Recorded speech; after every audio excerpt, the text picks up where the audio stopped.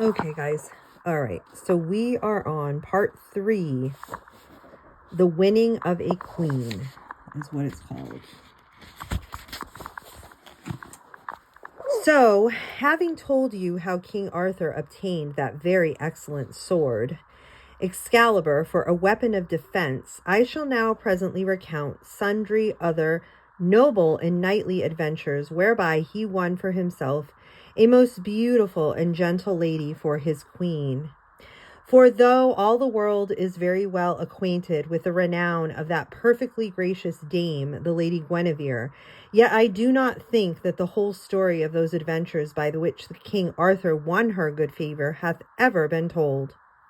So as the matter hereinafter to be related contains not only the narrative of that affair, but also the account of a certain enchanted disguise which King Arthur assumed for his purposes, as well as sundry adventures of very knightly daring which he undertook, I have great hope that he who reads what I have written shall find it both an agreeable and an entertaining history.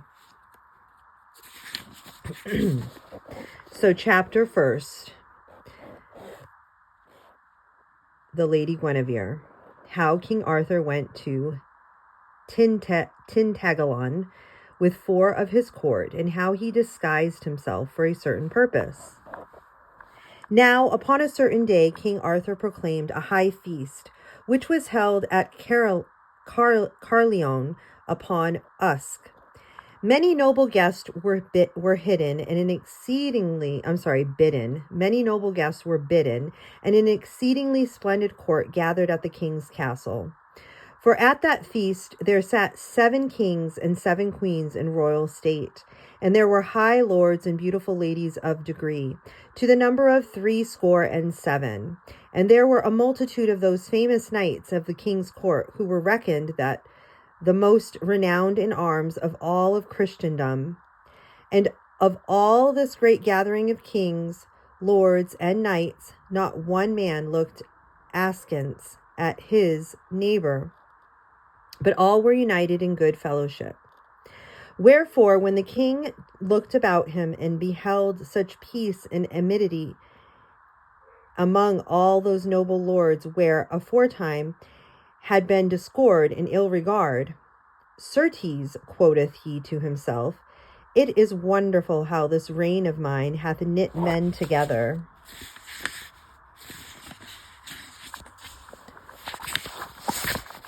In kindness and good fellowship. And because of such thoughts as these, his spirit took wings like unto a bird, and sang within him. And now, while the king sat thus at feast, lo, there came an herald messenger from the west country. And the herald came and stood before the king and said, Greeting to thee, King Arthur. Then the king said, Speak, and tell me, what is the message? To which the herald made reply, I come from King Leodegrance of Cameliard, who is in sore trouble. For thus it is, his enemy and thine enemy, King Rience of North Wales, he who at one time in contempt of thee commanded thee to send him thy beard for to trim his mantle, doth make sundry demands of my master, King Leodegrance, which demands King Leodegrance is altogether loath to fulfill. And King Rience of North Wales threateneth to bring war into Cameliard, because King Leodegrance doth not immediately fulfill those demands. Now King Leodegrance hath no such array of knights and armed men as he one time had gathered about him for to defend his kingdom against assault. For since thou in thy majesty hath brought peace to this realm, and hath reduced the power of all those kings under thee, those knights who once made the court of King Leodegrance so famous have gone elsewhither for to seek better opportunities for their great valor and prowess at arms than his peaceful court may afford. Wherefore my master, King Leodegrance, doth beseech aid of thee, who art his king and overlord. To these things that the herald messenger said, King Arthur and all that court that feasted with him listened in entire silence. And the king's countenance, which erstwhiles had been expanded with cheerfulness, became overcast and dark with anger. Ha, he cried, this is verily no good news that thou hast brought hither to our feast. Now I will give what aid I am able to thy master. King Leodegrance, in this extremity, and that right speedily. But tell me, Sir Herald, what things are they that King Rience demandeth of thy master? That I will tell you, Lord, quoth the herald messenger. Firstly, King Rience maketh demand upon my master of a great part of those lands of Cameliard that march upon the borders of North Wales. Secondly, he maketh demand that the Lady Guinevere, the king's daughter, he delivered in marriage unto Duke Mordaunt of Northumber, who is of kin unto King Rience, and that Duke, though a mighty warrior, is so evil of appearance and so violent of temper that I believe that there is not his like, or sorry, let me go back again. I lost my place. He's so evil of appearance and so violent of temper that I believe that there is not his like for ugliness or for madness of humor in all of the world. Now when King Arthur heard this, that the messenger said, he was immediately seized with an extraordinary passion of anger. For his eyes appeared, and it were, to shoot forth sparks of pure light. His face flamed like fire, and he ground his teeth together like the stones of a quern. Then he immediately rose from the chair where he sat and went forth from that place. And all those who beheld his anger shuddered threat and turned their eyes away from his countenance. Then King Arthur went into an inner room of the castle by himself. And there he walked up and down for a great while. And in that time no one of his household dared to come nigh to him. And the reason of the king's wrath was this, that ever since he had lain wounded and sick nigh unto death in that forest, he bare in mind how that Lady Guinevere had suddenly appeared before him like some tall, straight, shining angel who had descended unto him out of paradise, all full of pity and exceedingly beautiful. Wherefore all at that thought of that wicked, mad Duke Mordaunt of that Northumber making demand unto marriage with her, he was seized with a rage so violent that it shook his spirit like a mighty wind. So for a long time he walked up and down in his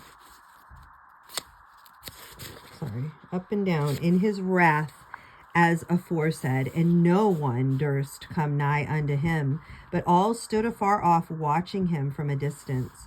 Then after a while he gave command that Merlin and Sir Ulfilas and Sir Kay should come to him at that place where he was. And when they had come thither, he talked to them for a considerable time, bidding Merlin for to make ready to go upon a journey with him, and bidding Sir Ulfilas and Sir Kay for to gather together a large army of chosen knights and armed men, and to bring that army straightway into those parts co-adjacent to the royal castle of Tintagelion, which same standeth close to the borders of North Wales and Cameliard.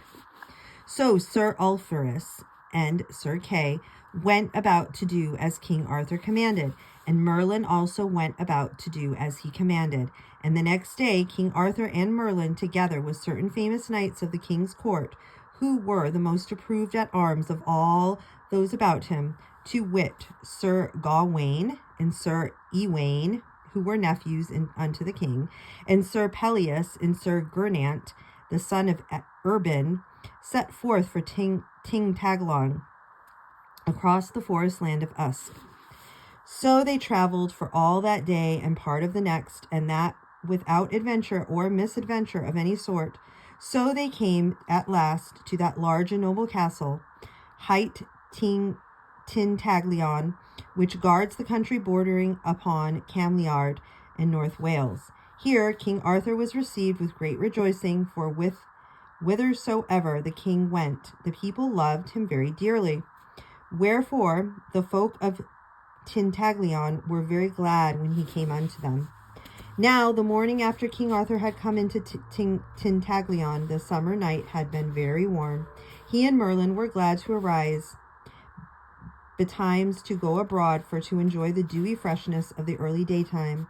So in the cool of the day they walked together in the garden, which was a very pleasant place, and beneath the shadow of a tall straight tower, and all around about were many trees with a good shade, where the little birds sang sweetly in the cheerfulness of the summer weather. And here King Arthur opened his mind very freely to Merlin, and he said, Merlin, I do believe that the Lady Guinevere is the fairest lady in all the world. Wherefore my heart seems ever to be entirely filled with love for her, and that to such a degree that I think of her continually by day, whether I be eating or drinking or walking or sitting still or going about my business. And likewise I dream of her many times at night, and this has been the case with me, Merlin, ever since a month ago, when I lay sick in that hermit's cell in the forest. What time she came and stood beside me like a shining angel out of paradise.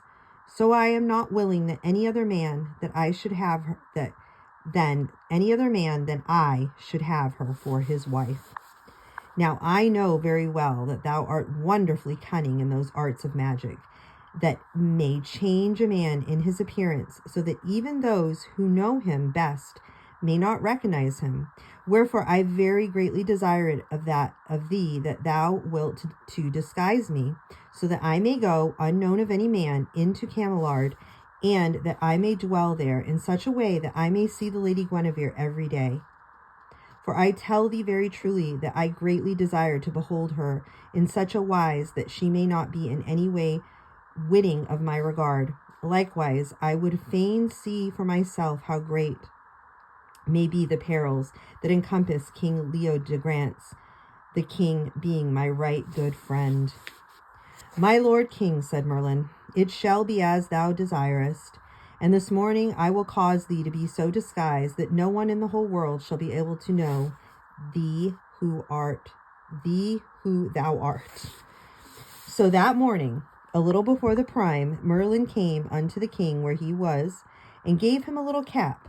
And the cap was of such a sort that when the king set it upon his head, he assumed upon the instant the appearance of a rude and rustic fellow from the countryside.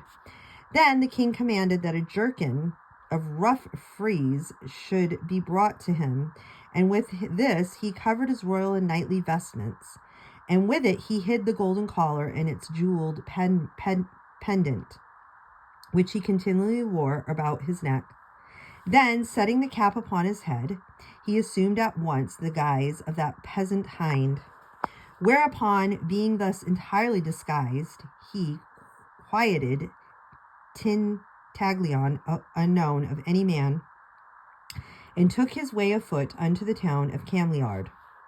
Now, toward the slanting of the day, he drew nigh to that place, and lo, he beheld before him a large and considerable town of many comely houses, with red walls and shining windows. And the houses of the town sat all upon a high steep hill, and one overlooking the other. And the town itself was encompassed around by a great wall, high and strong, and a great castle guarded the town. And the castle had very many towers and roofs. And all around about the tower were many fair gardens and lawns and meadows, and several orchards and groves of trees, which thick and pleasing shade.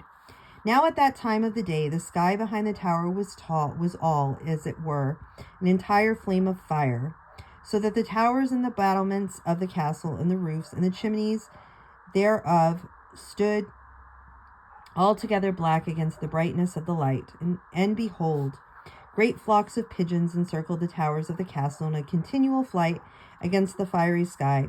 So because King Arthur was aweary with walking for that day,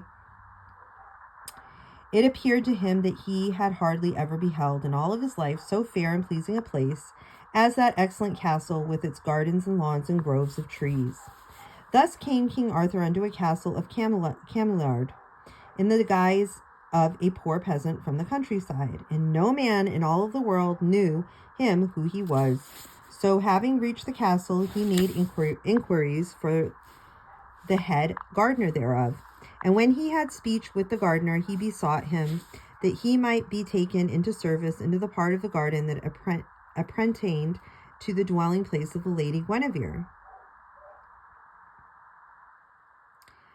Then the gardener looked upon him and saw that he was tall and strong and well framed, wherefore he liked him very well and took him into service, even as he desired. And thus it was the King Arthur of Britain became a gardener's boy at Cameliard. Now, the king was very glad to be in that garden, for in this pleasant summer season the Lady Guinevere came every day to walk with her damsels among the flowers.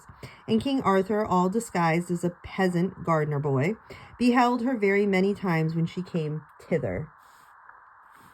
So King Arthur abode at that place for above a week, and he took no care that in all that time he enjoyed none of his kingly estate, but was only a gardener's boy in the castle of garden of Cameliard.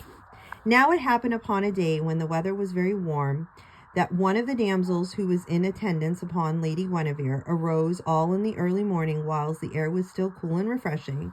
So leaving the Lady Guinevere still sleeping, this damsel, whose name was Meliance of the White Hand, went into the anteroom, and opening the casement thereof, looked forth into the garden of roses which adjoined the Lady Guinevere's bower. Now there at that place a carven marble figure of a youth holding his arms in a marble ewer, and a fountain of water as clear as crystal flowed out from that ewer into a basin of marble. And the figure and the fountain and the marble basin into which the fountain flowed lay beneath the shadow of a linden tree. And all around was a thick growth of roses, so that the place was entirely hidden, saving only from those windows of the castle that were above.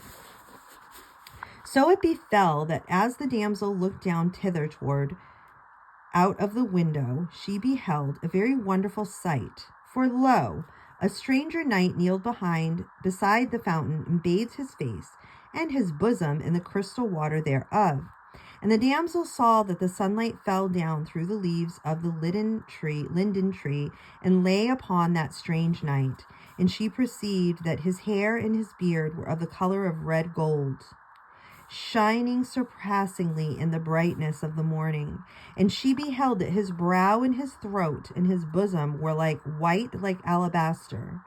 And she beheld that around his neck and shoulders there hung a golden collar of marvelous beauty, so that when the sunlight shone upon it, it flashed like pure lightning.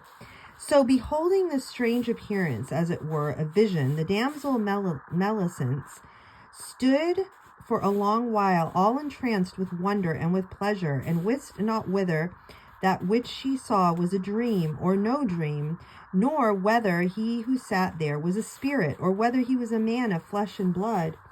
Then by and by, recovering somewhat from her astonishment, she withdrew herself softly from the casement, and turning about, ran fleetly down the turret stairs, and so came out thence into the fair and blooming garden at the front of the tower.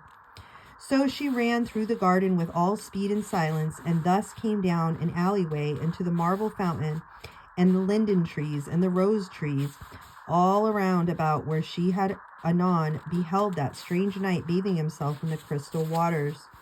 But King Arthur had heard the coming of the damsel, and had speedily set the cap upon his head again, so that when the damsel Meliance came thither, she found no one by the fountain but the gardener's boy. Of him she demanded, "Who art thou, fellow? And why sittest thou here by the fountain?" And unto her he replied, "I am the gardener's lad, who came to short time ago to take service at this place."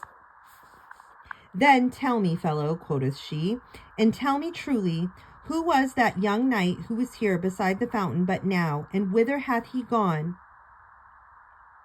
"Lady, whereunto," he said, "there has been no one at this fountain this day, but only I.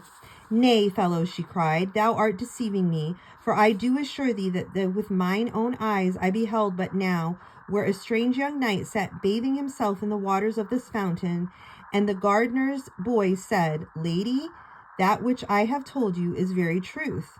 For indeed there hath no one been here this morn but only I. Wherefore, and thou deemest thou hast seen anyone else, thou art certainly mistaken.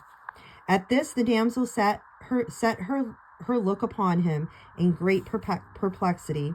Likewise she marveled very greatly, for she could not altogether disbelieve him, nor yet could she entirely believe him either, because her eyes had beheld that which she had beheld, and she wotted that she had not been mistaken. Therefore she knew not what to think, and because of her perplexity she felt a very great displeasure at that gardener's boy. Truly, wherefore, she said, if thou art deceiving me, I shall certainly cause thee to suffer a great deal of pain, for I shall have thee whipped with cords. Thereupon she turned and went away from that place, much marveling at that strange thing, and wondering what it all signified. That morning she told unto the Lady Guinevere all that she had seen, but the Lady Guinevere only laughed at her and mocked her, telling her that she had been asleep and dreaming when she had beheld that vision, and indeed the damsel herself had begun to think this must be the case. Nevertheless, she thereafter looked out every morning from her casement window, albeit she beheld nothing for a great while, for King Arthur came not soon to that place again. So by and by there befell another certain morning, when she looked out the casement, and lo, there sat that strange knight by the fountain once more, as he had been aforetime sat. And he bathed his face and his bosom in the water, as he had aforetime done. And he appeared as comely and as noble as he had appeared before. And his hair and his young beard shone like gold, as they had shone before in the sun. And this time she beheld that his collar of gold lay upon the brink of the fountain beside him, and it sparkled with great splendor in the sunlight, the whiles he bathed his bosom. Then, after the damsel had regarded him for a considerable time, she ran with all speed to the chamber where Lady Guinevere still lay, and she cried in a loud voice, Lady, lady, arouse thee, and come with me. For lo, that same young knight whom I beheld before is even now bathing himself at the fountain under the linden tree. Then the Lady Guinevere, greatly marveling, aroused herself right quickly, and delighting herself with all speed, went with the damsel unto the casement window, which looked out into the part of the garden. And there she herself beheld the young knight, where he laved himself at the fountain. And she saw that his hair and his beard shone like the gold in the sunlight. And she saw that his under vestment was of purple linen threaded with gold. And she saw that beside him lay that cunningly wrought collar of gold inset with many jewels of various colors, and the collar shone with great splendor where it lay upon the marble verge of the fountain. Some while she gazed, exceedingly astonished. Then she commanded the damsel Melisande for to come with her, and therewith she turned and descended to the turret stairs, and went quickly out into the garden, as her damsel had done aforetime. Then, as that damsel had done, she straightway hastened with all speed down the alleyway toward the fountain. But behold, when she had come there, she found no young knight, but only the gardener boy, exactly as he had happened with the damsel Melisande aforetime. For King Arthur had heard her coming, and had immediately put the enchanted cap back upon his head. And then the Lady Guinevere marveled very greatly to find there only the gardener boy. And she wist not what to think of so strange a thing. Wherefore she demanded of him, even as Melisande had done, whither had gone the young knight, whom she had beheld anon there at the fountain. And unto her the gardener lad made answer as aforetime, Lady, there hath been no one at this place of any time this morning, but only I. Now, when King Arthur had donned his cap at the coming of the lady, he had in great haste forgotten his golden collar. And this Guinevere beheld where it lay shining very brightly beside the margin of the fountain. How now, quoth she, wouldest thou dare to make a mock of me, Now tell me, thou fellow, do gardeners' boys in the land whence thou didst come wear golden collars about their necks like unto that collar that lieth yonder beside the fountain? Now, and I had thee well whipped, it would be thy rightful due. But take thou that babble yonder, and give it unto him to whom it doth rightly belong, and tell him from me that it doth ill become a true belted knight for to hide himself away in the privy gardens of a lady. Then turned she with the damsel Melisande, and left she that place, and went back again into her bower. Yet, indeed, for all that day she sat over her broderie, she did never cease to marvel and to wonder how it was possible that that strange young knight should so suddenly have vanished away and left only the poor gardener boys in his stead. Nor for a long time might she unriddle that strange thing. Then, of a sudden, at the time when the heat of the day was sloping toward the cooler part of the afternoon, she aroused herself because of a thought that had come in an instant unto her. So she called the damsel Melisande to come to her, and she bade her to go and tell the gardener's lad for to fetch her straightway a basket of fresh roses for to adorn her tower chamber. So Melisande went and did as she bade, and after considerable time the gardener's lad came bearing a great basket of roses. And lo, he wore his cap upon his head. And all the damsels in waiting upon Lady Guinevere, when they saw how he wore his cap in her presence, cried out upon him. And Melisande of the White Hand demanded of him, What? How now, Sir Boar? Dost thou know so little of what is due unto a king's daughter that thou dost wear thy cap, even in the presence of the Lady Guinevere? Now I bid thee straightway to take thy cap off thy head. And to her King Arthur made the answer, Lady, I cannot take off my cap. Quoth the Lady Guinevere, And why canst thou take off thy cap, thou surely fellow? Lady, said he, I cannot take off my cap because I have an ugly place upon my head. Then wear thy cap, quoth Lady Guinevere, only fetch thou the roses unto me. And so her bidding, he brought the roses to her, and when he had come nigh unto the lady, she of a sudden snatched at that cap, and plucked it off from his head. Then lo, he was upon the instant transformed, for instead of the gardener's boy, there stood the Lady Guinevere and her damsels, the appearance of a noble young knight with hair and beard like threads of gold. Then he let her fall his basket of roses, so that the flowers were scattered all over the floor.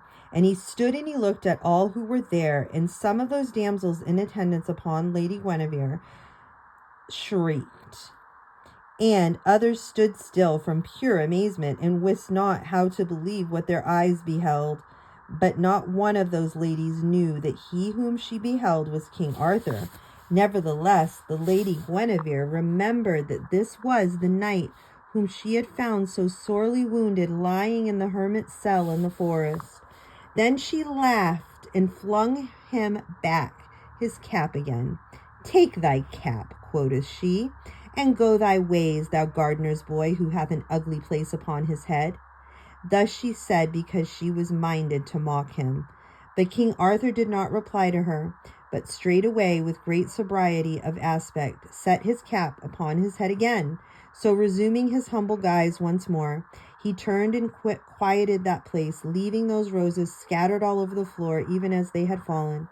And after that time, whenever the Lady Guinevere would come upon the gardener's lad in the garden, she would say unto her damsel in such a voice that he might hear her speech, Lo, yonder is the gardener's lad, who hath an ugly place upon his head, so that he must always wear his cap for to hide it.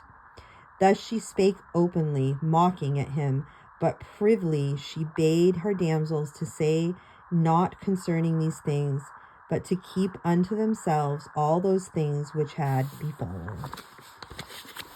Okay, guys, so that was part 3, chapter 1. Okay, So just write your narrations in your notebooks, and remember that on Tuesday, if you feel so inspired, you guys are welcome to bring something to share in class for our Christmas celebration, I guess you could call it. We're going to do a fun medieval like Christmas craft together. And just make sure if anybody makes anything, it can't have any nuts in it. Okay, guys? So I will see you guys Tuesday. Blessings.